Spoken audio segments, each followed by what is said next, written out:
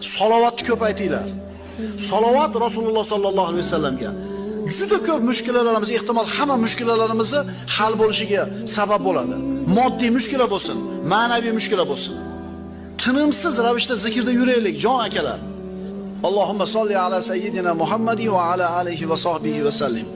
Parvardigor gunohimni kechir, Parvardigor rizqimni uzun qil, Parvardigor oilamga insof ber, qarzimdan najot ber. So'raymiz-ku. So'raymiz-a? Bu so'rashimiz ibodat.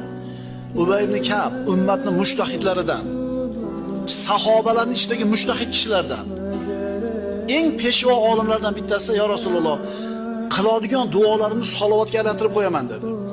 Payg'ambarimiz aytdilar, unda duolarning ijobat bo'lishiga, mushkulalarning hal bo'lishiga kifoya qilar ekanda shu ish dedilar. Salovatni ko'paytinglar. Salovat Rasululloh sallallohu alayhi vasallamga juda ko'p mushkulalarimiz, ehtimol hamma mushkulalarimizni hal bo'lishiga sabab bo'ladi.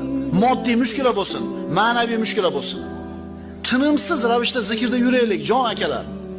Allohumma solli ala sayyidina Muhammadi va ala alihi va sahbihi va sallim. Parvardigor gunohimni kechir, Parvardigor rizqimni uzun qil, Parvardigor oilamga insof ber, qarzimdan najot ber. So'raymiz-ku. So'raymiz-a? Bu so'rashimiz ibodat. Ubay ibn Ka'b ummatning mushtahidlaridan, sahobalarning ichidagi mushtahid kishilardan, eng peshvo olimlardan bittasi, ya Rasululloh, qiladigan duolarimni salovatga aylantirib qo'yaman dedi. Payg'ambarimiz aytdilar, unda duolarning ijobat bo'lishiga, mushkulalarning hal bo'lishiga kifoya qilar ekanda shu ish dedilar.